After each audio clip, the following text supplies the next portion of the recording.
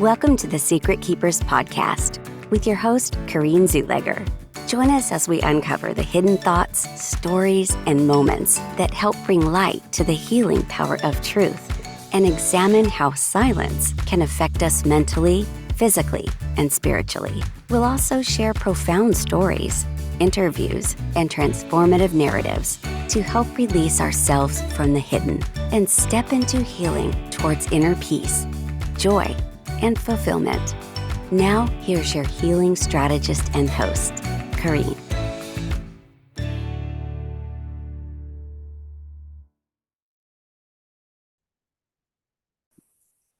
Welcome to the Secret Keepers podcast. And today my guest is Daniela Garcia Allie, and I'm going to have her tell you a little bit about herself.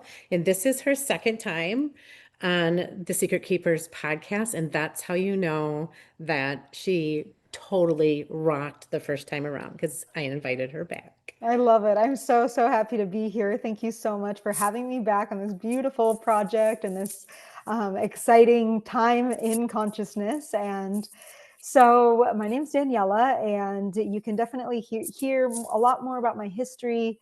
I'm a cancer survivor. I go into that more deeply in my first episode, but I'm now a meditation mentor and frequency healer. And I help people to come into center to learn how to drop into a state of higher meditation, not just when they're in a space of trying to be quiet, but using life as the practice of meditation. And I have since started to grow community from Wisconsin and beyond. And it's just been the most beautiful journey from the last couple of years. So I'm excited to dive into more about how active that is. I love it. Well, welcome back. And the second season of The Secret Keepers is really about the wisdom that you've gleaned through your journey and helping to share those secrets, if you will, with our audience so that they could maybe streamline or pick and choose, if they can, find relatability. So keeping with that, Daniela, share with our audience some of your journey that has led you to the work that you do now and how you find the work that you do now to really serve. Oh, definitely. Yeah, because it's like it serves others, it serves me, and it's really a lifestyle. I think that once we start to get into wellness and healing as a modality, we're on this journey of personal growth. And it's like we unlock this key. I can kind of like imagine a keyhole right at the solar plexus, and that opens us up to this like massive, beautiful door where our potential is there radiating to us. And for me, I started on this journey. Like I took my first yoga class probably in like 2010 was when I, joined a yoga studio, and I was kind of feeling those nice long shavasanas, and like that was really special. But then a little bit more time went by, and I really opened up to a greater understanding of wellness and the absolute practice that it was when I got sick. So I had cancer, Hodgkin's lymphoma back in 2016, and I went through a year of chemo, and it really challenged me to learn to find a way to quiet my mind, because there was two things. There's one, the aspect of the anxiety of, okay, I'm going through this big process. There's, two different outcomes here, of what could happen with getting sick. And also, the other side of getting sick is you have to slow down so much, and there's so much excitement for what the future holds. And it's like, I can't wait. I couldn't wait personally to move forward and do one project, another project, and, learn how to be a musician and like see myself on a stage and, teach classes and be an artist and do all of these different things, and trying to contain that excitement kept me up at night. To be honest, I was like having trouble sleeping because there was just so much inspiration. And then, so there's the two sides. There's the anxiety side and the inspiration side. And those are the two things that really keep our mind so active and us trying to figure out all the details. And so I found meditation during that time, just like most people do, through using the Calm app. So I just put my earbuds in, just like we all do, press the Calm app, and that lovely woman's voice, Tamara Levitt, I think is her name. And she like, guides you in these beautiful meditations. And she became my friend. I started listening to her meditations, and it was probably 6 months that I was listening to those about every day. Sometimes I do a 5-minute, 15-minute. And I found that there was a calm. And it was, now that I've had a little more experience of meditation, I realized that it was like the perfect doormat. It was like the perfect doormat to meditation, because it allowed me to start to feel calm in my body, to start to recognize like, oh, there's a tool for me to start to show up for myself. And all I have to do is press play, and kind of like, the external signal is so obvious. You're sitting there on the couch, and, my husband would be walking by or whatever, and he's like, oh, she's, listening to something, and kind of getting quiet. And so that was the beginning of my journey. And then I was lucky enough to be invited to a meditation retreat by a nonprofit that provides yoga for cancer survivors and for cancer patients. And so it was all people that were like compromised immune system. So we had to be like, really, they were small classes. And they invited us actually to the Chopra Center, which was in San Diego. And so I got to go to this retreat, it cost like thousands and thousands of dollars for people to attend. But there was a small group of us, I think it was only 3 people, that got to go for free, and were invited as cancer survivors to learn to deepen their meditation practice.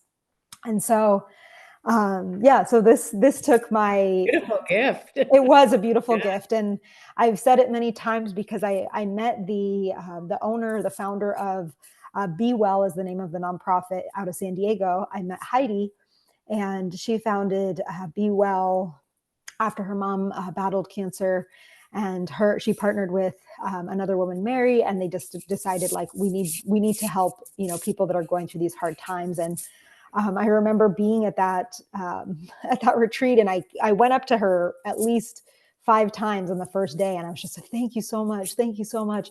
And she just like paused for a second and said like, babe, like, you really need to learn how to receive, like, it's okay.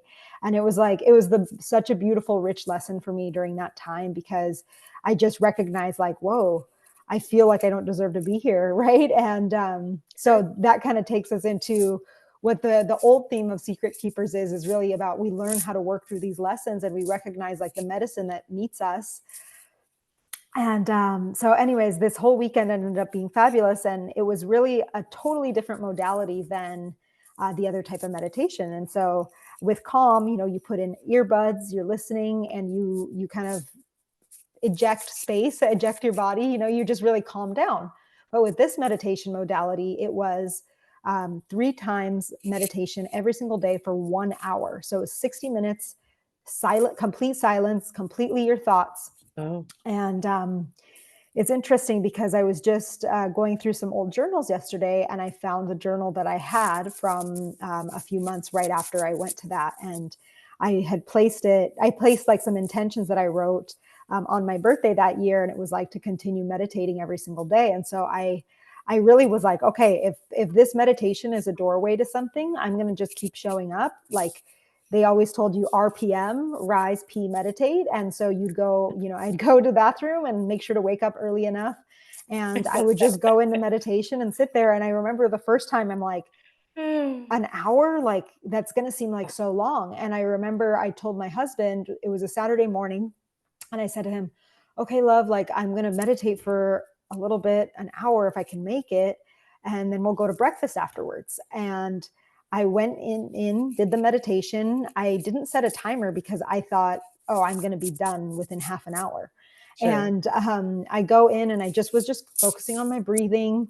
And I came out, and it was like an hour and 20 minutes that I had been meditating. And I was like, oh, wow, this is actually very, very cool and very doable. So I found it as a solace and a beautiful space.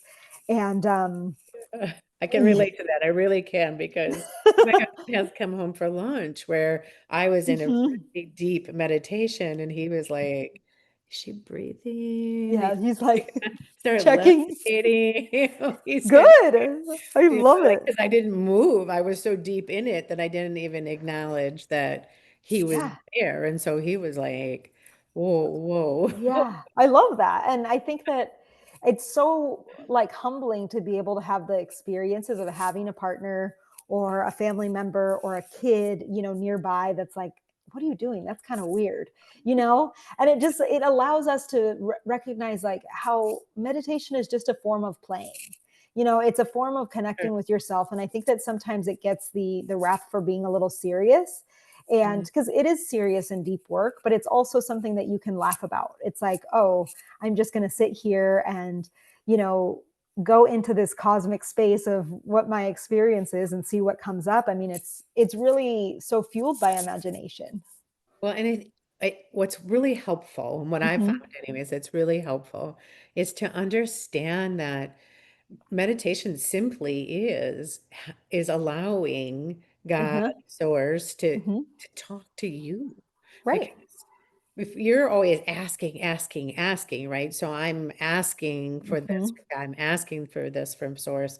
When do I receive the answer if I'm always in movement? Right. My brain is always in I its love that. active consciousness, right? So really understanding that Mm-hmm. that going within and sitting and listening and being quiet is a good thing. And that, I mean, it can be a little more difficult for us who love to chat, but once you learn how to do it, it's beautiful. Yeah.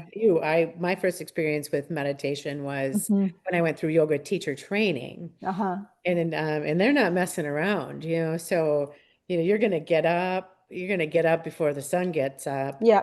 and we would go and sit in the zendo, and Yeah. we Wow. would meditate. And I can remember like thinking, I can't feel my legs. I can't. Of course. I'm sitting in this. What's happening? What am I supposed to be thinking about? So if somebody is new to meditation, Yeah. because like, those were the thoughts I was going through my head, is if you've never done it before, Yeah. what is it really, right? If you don't want to use a guided source, Right. um, Well, what do you do? yeah, what do you do? So, if you want to just meditate by yourself, I would suggest doing it at a time where you know you're not going to be disturbed. So, that's the most important part, because the first thing that's going to keep you from doing it and saying I don't want to do this is somebody walking in the room, walking around the house. So, this can be done in your car when you're by yourself, and that's a really safe space for people. It can also be done when you know nobody's going to be home. Give yourself a pillow of time. So say, okay, no one's going to be home for half an hour. So I'm just going to try this for 10 minutes. And so allowing yourself that privacy, I think, is one of the biggest parts. And then what you're going to do is you're just going to sit there. You're going to close your eyes, and you can also lay down. There's this idea that people always need to sit up to meditate, but that's not actually true. You can lay down completely, and all you're going to do is focus on your breath. So you're going to focus on breathing in and out. And you're also going to focus on watching your thoughts come in. And so the modality that I do focuses a lot on the imagination. It's called Hive meditation. We'll talk a little bit more about that. But the thing is that the mind is there as a function to entertain us. And so all we have to do is just imagine you're like holding onto a balloon when you're meditating. And every time your thoughts start to like drift off and you're like, thinking about something random, just bring that balloon like right in front of your body again. And I also like to use the anchor points of something physical. So you can place your hand, like you can even place like a finger or two right on top of your belly button, and just breathe from your nose into the belly button, nose into the belly button. And if you do that for 5 minutes, just focusing on your breath, just allowing yourself to come back into the experience that you're having, you're meditating. I mean, meditating is so simple. So do I you have think anything there's to add? like Yeah. like a bad rap out there, like that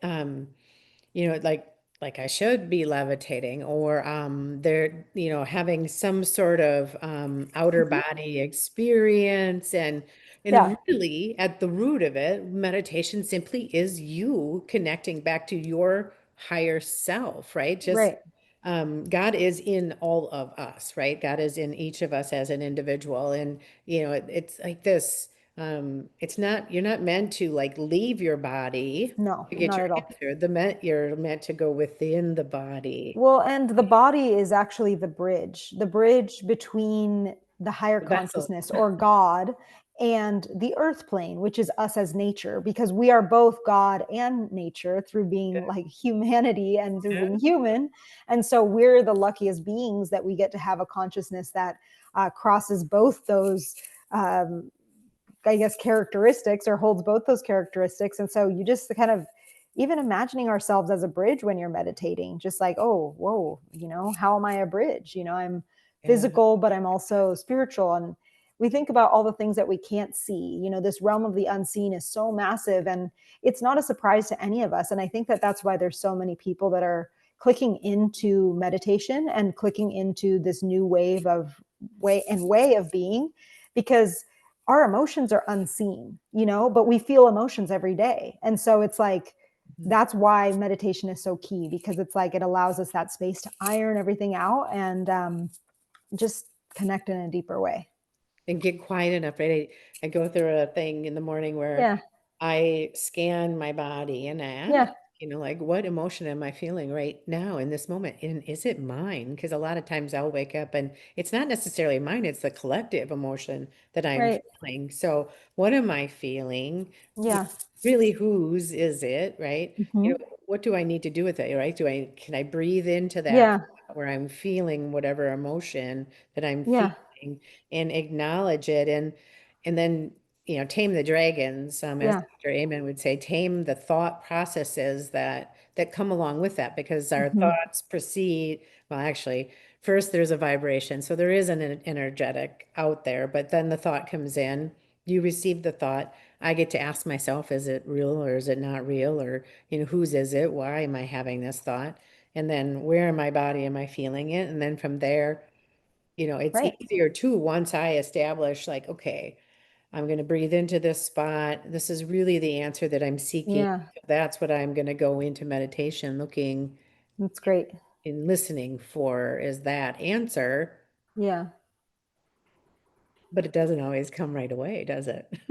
Well, yeah, because it sounds like you have a higher level of awareness, and that's what you're inviting, but there's a part of it too where you're trying to, or not just you, but in what you described, it's like you're trying to have a linearity to, like, an order of it. You're trying to ask and get a direct answer, and like ultimately God, spirit, it doesn't exactly work that way, because everything is all fluid, and sometimes we do just need those moments to be uncomfortable, or not know. But I do want to talk about the thing that you mentioned about the collective emotion, the collective energy versus the individual energy, because I think that that's something that's definitely worth explaining and diving into a little bit, because that's a huge part of what so many of us are feeling right now, 2025. There's just such big waves of like cultural and collective energy that we're all picking up on. And so most of us that are, energetically curious, we are also energetically sensitive, or HSPs, highly sensitive people that are aware of, oh, whoa, how come every day, this week when I went to the grocery store, people seemed a little bit frazzled? Or, why am I being a little bit more sensitive to my latte and, whatever caffeine or substance that I had than typical? Why is my stomach hurting? So we have the collective energy. So the collective energy, I kind of like to think about, us on our day-to-day lives, walking around, like you can imagine like a stick figure drawing, like a kid would draw. And we're just, imagine yourself as a stick figure, like walking on this, piece of paper, and like going to your car, and then going to the grocery store, and then, going to the pool or the lake. And that's the individual experience. And then imagine that on that piece of paper, there's like a sun and then some clouds. And maybe those clouds are nice and billowy, but you look above where the clouds were. Imagine that piece of paper was a lot bigger.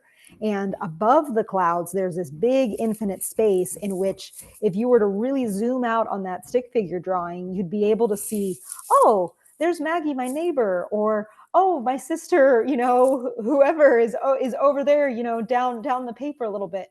But guess what? Everybody's area above that cloud cover is exactly the same. And that is the infinite space of clarity where the collective consciousness exists.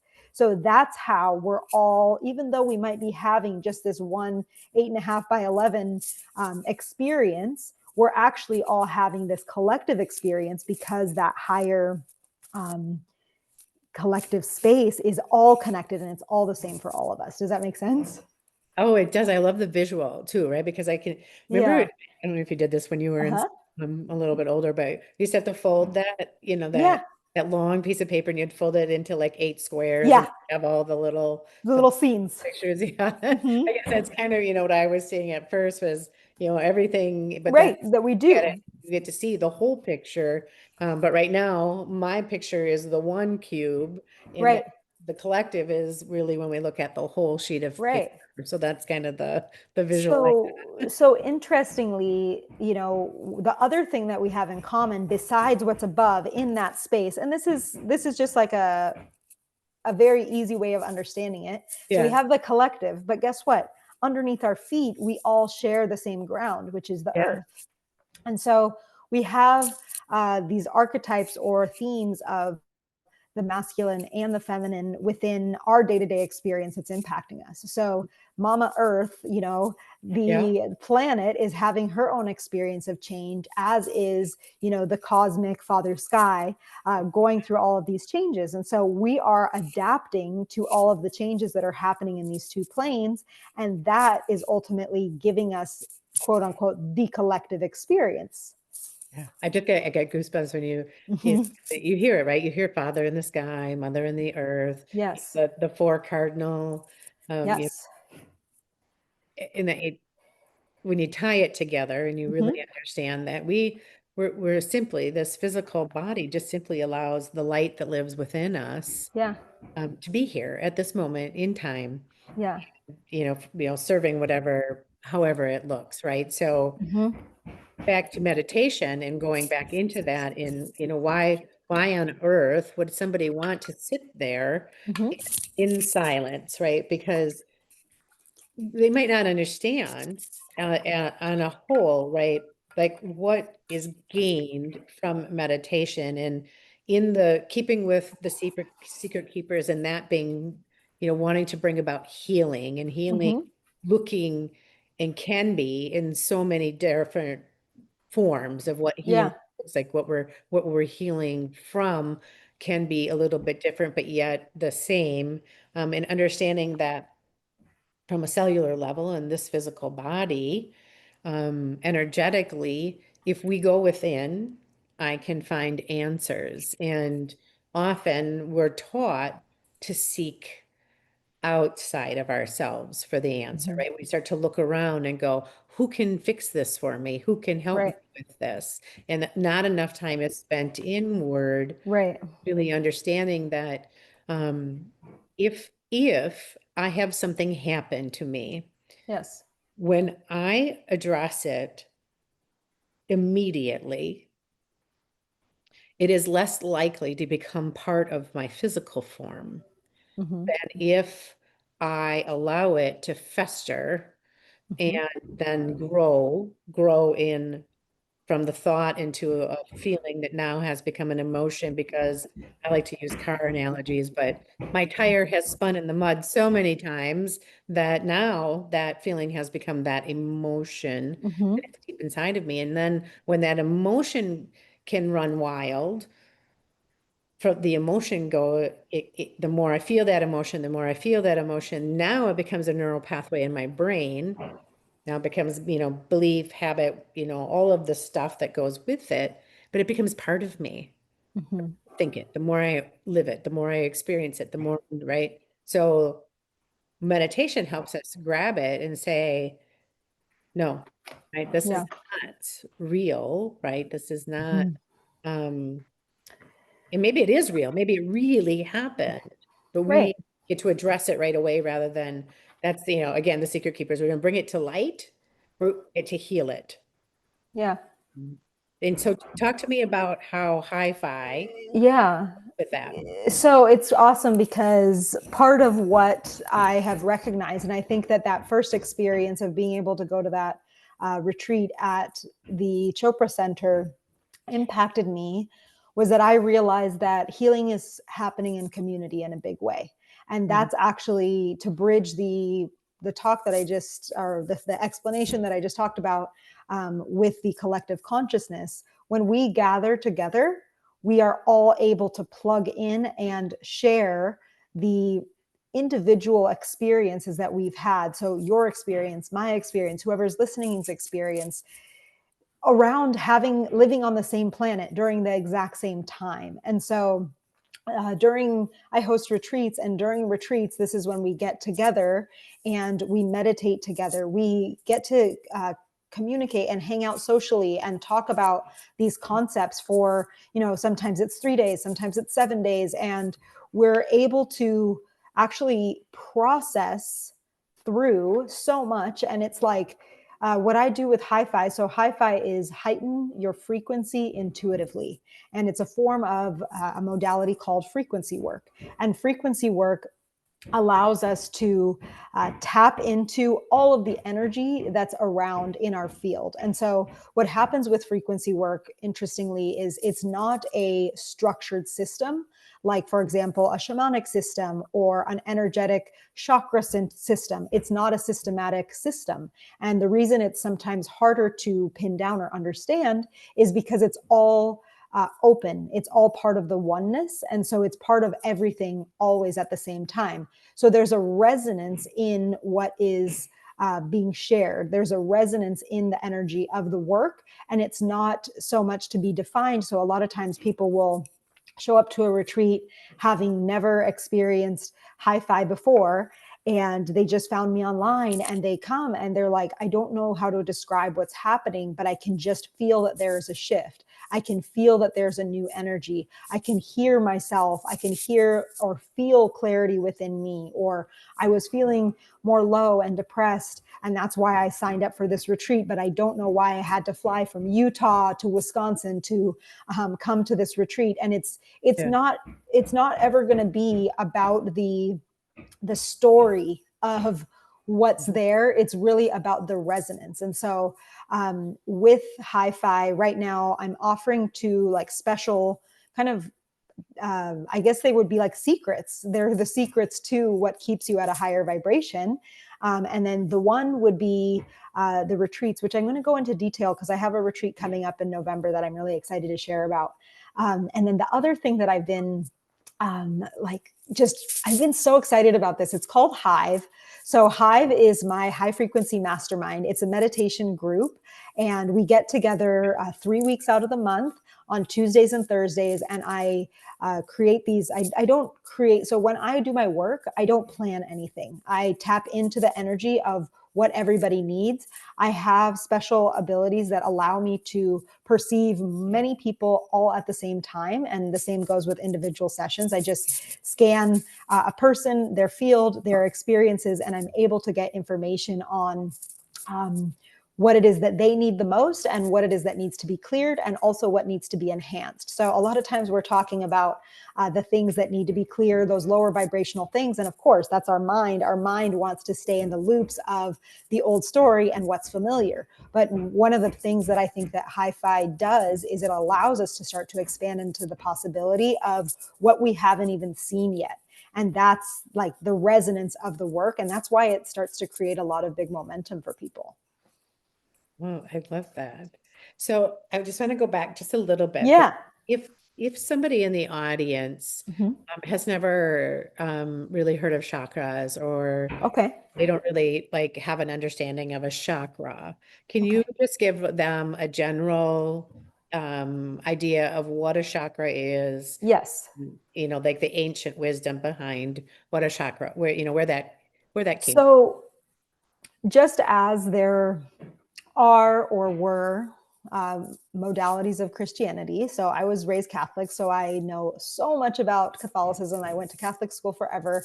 So I have a really good understanding of the doctrine of Catholicism. And so the way that we can start to think about the chakras is that there's a doctrine that people have created for energy and how energy works. And so the doctrine of chakras and of energy, you can imagine a scale or a graph, and the graph goes from, it's like a color graph. So it's going to be the colors of the rainbow. And so the way that the doctrine was set up was to say, okay, we're going to look at this range of 100 emotions, and we're going to categorize each of these emotions, and we're going to put them into the different colors. So we're going to say, okay, joy is going to go over with yellow, and anger is going to go over with red. And ooh, what about sexuality? What about, those good feelings? Okay, that's going to go over with orange. And then, maybe creativity is kind of similar to that. So let's move that over into the orange color as well. So what ended up happening is that they created this visual, more or less, to understand and categorize those different feelings, emotions, or energies that were potent within the human experience. And so those chakra, and they name them chakras. And so those chakras are, when you see them traditionally, you'll see like a drawing of a physical body, and you'll see the rainbow going from the groin space of the body all the way up to right on top of the head. So there's said to be 7 or 8 or sometimes 9 chakras. And these are all the different range of human experiences that we can have. Does that seem like a good explanation, Corinne? It does, yeah. Okay. And I also, I've read Yeah. too, we have many more than that. Some of them Yes. residing in the back parts of our body, and that would go into like past experiences Mm-hmm. and things like that. But just to have a general understanding, like a chakra is simply, I've heard, like it's like it's a wheel of energy that, they generally locate it within the body.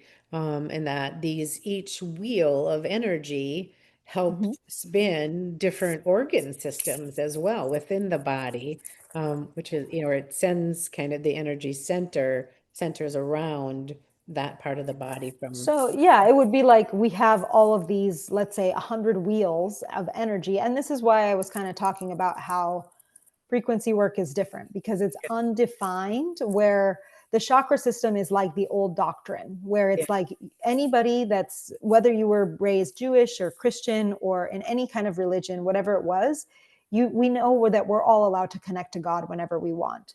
And the yeah, same thing is with energy. We're allowed to connect to our energy or our life force whenever we want. It doesn't need to be, oh, I think this chakra is blocked, or I think I yeah, need to work on my throat chakra. It's like we yeah, all need to work on everything always, because it's all part of the one. And yeah. so that means when you focus on one, you need to realize that you're focusing on all of it. It's The whole, all moving. yeah, yeah. I hear, and this has become a big thing for me, but because people talk, oh, if you have healing to do, Mm-hmm. that you're broken. And broken is one of those things when referred to the human being, Yeah, this makes me cringe. And I'm like, I think we're all whole. We came here of whole. course. And so I don't think anybody is broken in there, because to me that it gives a Mm-hmm. connotation of shame, Yeah, and it's crunchy. I don't like it. for Um, sure. well, I go with, really teaching my clients that you are whole. You've always been whole. We may have had some behavior that looks a little questionable, but it's all part of the learning process, right? It's Yeah. like this is all part of the journey, and I love how you take your energy work, your Mm-hmm. frequency work, and you help people Mm-hmm. heal Mm-hmm. those parts of them where they are feeling, the shame or the guilt or the maybe the unforgiveness and the different Right. components of it, to get them back into that higher frequency. Because at the top of the frequency chart, Yeah. we have all the fun stuff, Oh, right? exactly. Yeah. And it's like, I think that that's why so many of us start to get into healing work or wellness, because we start to be able to access the better parts of ourselves. And then the cool thing is, when we start to have those experiences, the outside world also reflects like, oh, this is actually really good for her. And Yeah. it's whether it's a friend that says like, oh, you sound like a lot more clear, or I can tell like you seem more motivated, or oh, that's so awesome, you want to go to this Pilates class like 3 days a week, without having to have it be so difficult and so hard. And so that's one thing that I think you and your coaching work and me when I'm working one-on-one with people is it's like, there's all of these different modalities or gateways or doors to finding that higher state of resonance for yourself. And it's really about recognizing that every time you show up for yourself, you're starting to tap into that higher state. You don't have, there's no right way to do it. Right, exactly. There's so many different ways, but let's talk about your retreat because it's Oh coming yeah. up and tell us all about it. All right. So this retreat is actually very, very special because it is an activation here in Wisconsin for a higher level of what we call portal energy. So just like we talk about the energy within the body and the chakras, you can think about the earth as a being having these different energy centers or chakras or special places around the body of the earth. Okay. And so if you've ever gone to certain places like Peru or Mount Shasta in California or Sedona or Egypt, all of these different places are said to have been very special and almost mystical places. And the thing is that in order for those places to become activated, it wasn't just about the earth that was there. It was about the level of human consciousness that allowed for the opening of that energy to become a healing energetic portal. And so it's beautiful because we're inviting for this retreat people to Sturgeon Bay, Wisconsin. We're going to be having it at the Stone Harbor Resort, and it's a weekend-long retreat from a Friday to a Sunday. And we are actually going to be activating the portal that is Door County. So many people feel a very special energy that's in Door County, and it has been there, but it has been undefined. So in these special places, there are specific points. So in Sedona, there are specific points that you can go to and receive guidance, receive meditation polls. So sometimes people have said, oh, I was hiking in Sedona and all of a sudden I just started to feel like I was going to fall asleep. I needed to pull over and I needed to just go into meditation. And that's because the God energy, the energy of the oneness is a lot stronger in these places. And so the reason that it's time to activate this higher portal energy in Door County is because it needed to, the energy needed to be concentrated enough. So there have been people on all these separate journeys doing their own wellness work within Wisconsin specifically. So I moved to Wisconsin from California. And so I was able to have the experience of being an outsider and coming in and really studying what the energy was like here, because that was a big part of the reason that I came here. Was I was called by the property and the place that I live on to do, I didn't know what at the time, but to really work with the land to understand the higher level energy that comes from, let's say we always call it quote unquote, the universe, which is really all these different elevators of really, really high frequency energy that allows us to become more and more vibrant. I'll go into that more at the retreat, but what has happened in Wisconsin is that enough people have finally started to commit to the practice of bettering themselves that we can finally start to activate these portals all over Wisconsin.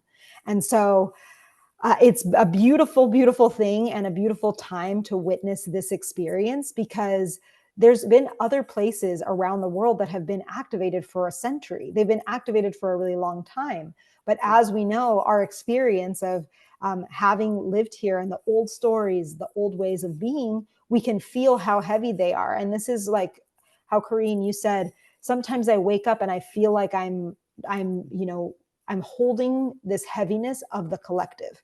And so I do want to say that a lot of people that are living here in this area experience that, because it's something that we are all collectively clearing for the field in order for us to be able to connect to this higher plane, this higher state of being. And so during this retreat, we're going to be doing meditations, breath work, yoga. Ace Champion is coming from Green Bay to do a sound bath. He's such an excellent sound healer. And we're going to celebrate and also release. There's always that release, but this is really a celebration of the activation that is the portal of Door County during this November retreat. So I would love to have anybody listening reach out with questions. It's going to be a fabulous event. We'll make sure we drop the link to that in the show notes. It's really exciting. I love Door County. My husband and I drove up just a couple days after the new moon this month. Oh, nice. Went up to Newport yes. Beach State Yes. Park. And honestly, the pictures I have, because it was you could see the northern lights and there were so many stars because it's pitch black there, and it really felt like we were in the Milky Way. It was probably one of the most, I was so electrified after Of course. that. Well, and to affirm you, the biggest portal that is in Door County is at Newport. And so that place is like right when you park in the parking lot of that last parking lot, if you go there and you walk out to where the beach is, there's the trail. So what that is like on spirit level is it's almost like a billowy sort of like cloud opening that allows for really, really high beings to come into this realm. So there's beings that are made of high energy, and they need these different like train stations, quote unquote, to come from the higher galaxies onto the earth plane to bring higher inspiration. And so that's kind of what brings a lot of us to want to do more work or see things that are special or bring the synchronicities, is when we have more of that higher vibrational energy in a space, there is more magic. And that's kind of what calls you to say, oh, I really need to go to Door County, or, and I hear so many people say that come to visit here. And it's really time for us to start to be able to talk about that energy, because this it's been a vacation destination for centuries, or like for hundreds of years, right? And people have been coming here, but now it's a time for it to be an energetic mecca where people come to, and they're able to really reset themselves, just as you have and always do when you come up here. I love it so much. We were up there in October for our anniversary. Oh, nice. It was just like magical, and that, we've gone to the park now several times. That's and it's awesome. kind of a fun thing because one of the names for the park is Big Bear, and Chief Big Bear is one of my spirit guides, and wow. And we have found that the Big Bear, the Big Dipper, Ursa Major, is wherever I am. So it'll be right above us, wherever. Wow, of course. And that's like such a beautiful confirmation, reflection. And I think that for anybody listening, when you're new to your spiritual journey or you're new to meditation, it's like when we ask ourselves, why do I do this? Why am I doing this? And it's to be able to have that clarity and confidence, like that experience of just having that knowing that Big Bear is always following you. And that is it's just a gift that you have that's special for you. Yeah. And I love it. It's just been a really good thing. So, I love to close with just a nugget, right? Just a wisdom nugget that you would love to leave the audience with, because, as we bring these shortcut secrets, if you will, shortcuts in air quotes, to the audience, really looking for, healing, right? Healing of whatever it is that you need to heal, whether you're healing on a physical, spiritual, emotional, mental, whatever it is. So what nugget do you have for us today, Daniela? So I'm going to say that the biggest nugget and piece of delicious wisdom is actually something that I'm going to be sharing about in Hive, my mastermind that runs every month.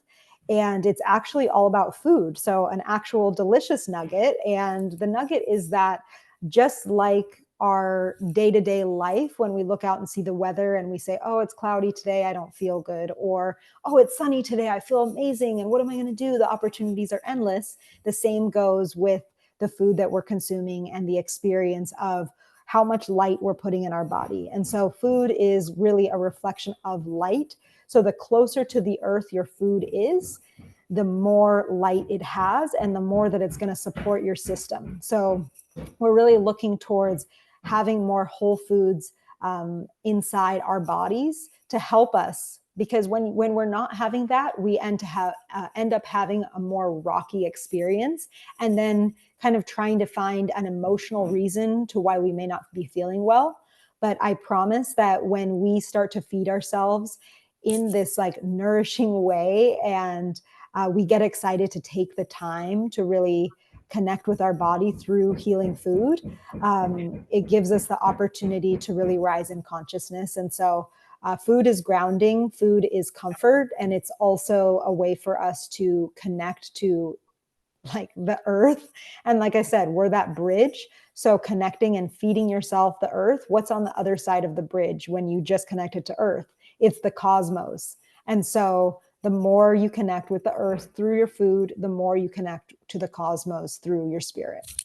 Oh my God, I love it. I love it. I love it. And per usual, I have loved having you here and all of our conversation. If people want to connect with you, tell them the best way to find you. Awesome. Yeah, the best way to find me is going to be at myinfinitespirit.com. All my contact info is there. You can send me a direct email. And Instagram, my handle is Hi-Fi Daniela. That's HYFIDANIELA. The same on TikTok. I'm always really active on there, just having fun, sharing some high vibe tips and also the fun life, and just inviting anybody to join me for Hive. So my high frequency mastermind, I'm doing a special trial right now, which is just $1. And so for $1, you can try Hive for 14 days and you can get inside of that. You can even look at the high vibe eating protocol. You can study it. You can have an idea of, okay, how can I support myself through meditation, through eating, and start to learn so much about the opportunity that's really there for all of us. So thank you so, so much for having me here. I had the best time. This was so fun. Beautiful. Beautiful. Well, thanks again for being a guest on The Secret Keepers. Yeah, thank you.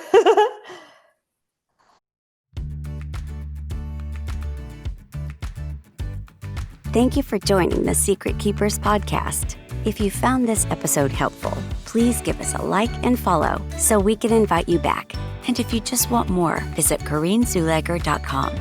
Remember, you're not alone.